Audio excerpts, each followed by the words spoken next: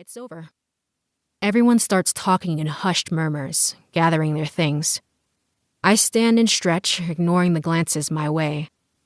The air is thick and heavy, so heavy I can't stand it. I bump Jade's arm playfully. What's next? I'm starving. Have some respect, Jade mumbles, her hands fiddling with her purse. Can we at least get out of the church? I have to bite back an unkind reply. Jade's my cousin, a little over 2 years younger than me, but she definitely didn't inherit my sense of humor. I can't really blame her, though. Growing up in this weird-ass town will suck the fun out of anyone. I'm gonna talk to Pastor Thomas, Allison says, flicking her blonde hair out of her eyes. Her bangs are a little too long, so she's always moving them out of her face. You don't have to wait for me. We will, I say quickly. Too quickly? No, Allison's smiling, the warm one that reaches her soft blue eyes. Thanks, she says. Won't take long, promise. Jade and I wave, and she heads towards the pastor's office on the second floor. On the way, an older woman approaches her and gives her a yellow plastic bag I recognize from John's grocery store. Allison nods graciously and tries to move away, but she's stopped by a middle-aged guy with a beer gut. He drops something into her palm, which Allison promptly stores in her pocket while she talks to him. She's popular, I say, almost to myself. This happened the last few times I came to church, too. She's like a church celebrity. Jealous, Jade says, smirking at me. I shoot her a poisonous look, but she just laughs and heads to the door. We wander outside and sit on the porch steps. No one is milling around. The parking lot is half empty already. It's like everyone is in a rush to get home. Even on non-funeral days, I hardly ever see anyone out shopping or hanging out in restaurants. I know it's a small town, but this can't be normal. I know it's not normal. I want to go for a run after this, I tell Jade, tapping my fingers on my knee. Jade doesn't look up from her phone. Mom will kill you. Yeah, I know. Auntie is strict about her rules.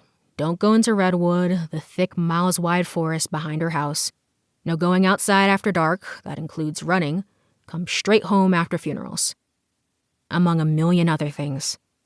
Before, when I'd visit Auntie and Jade on Thanksgiving and Christmas, I thought it was Auntie being a hard-ass. But now that I've been here for 6 weeks in a row, I'm starting to get nervous.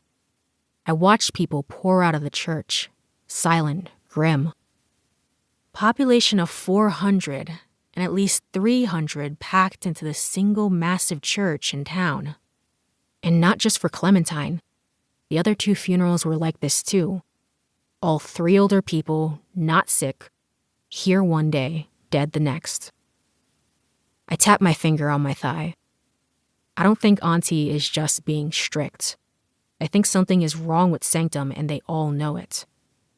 I'm mulling over what the hell is wrong with this place when a woman and her kid approach us. I recognize her, Mrs. Brim, Deacon Brim's wife. She's a white woman with red hair, tall and gaunt. Her clothes are always a little too big. She smiles when she sees us. Hey girls, waiting on the doctor? No, I answer, because Jade hasn't looked up from her phone. We're supposed to go straight home, which sucks, but whatever. Mrs. Brim laughs. Dr. Roberts is a strict lady. Runs the choir stand with an iron fist. Yeah, I bet. Mrs. Brim moves a strand of hair out of her face, and I notice a bandage wrapped around her wrist. She's still wearing her sweater too, despite it being 100 degrees out here. What happened to your wrist? I ask. Mrs. Brim's smile wavers, but it's back in a second. I had an accident at home. Delilah left her Legos in the kitchen and bam, there I went. I glance at the kid behind her, Delilah. She's crouched, hugging her knees. She draws a picture of 2 people in the dirt, one tall, one short. She draws X's over their eyes. Ouch, Jade says, oblivious to the weird-as-hell kid. Did Mom look at it for you? It seems kind of swollen. Mrs. Brim starts to answer, but Deacon Brim appears on the front steps. He's a muscular man with short brown hair and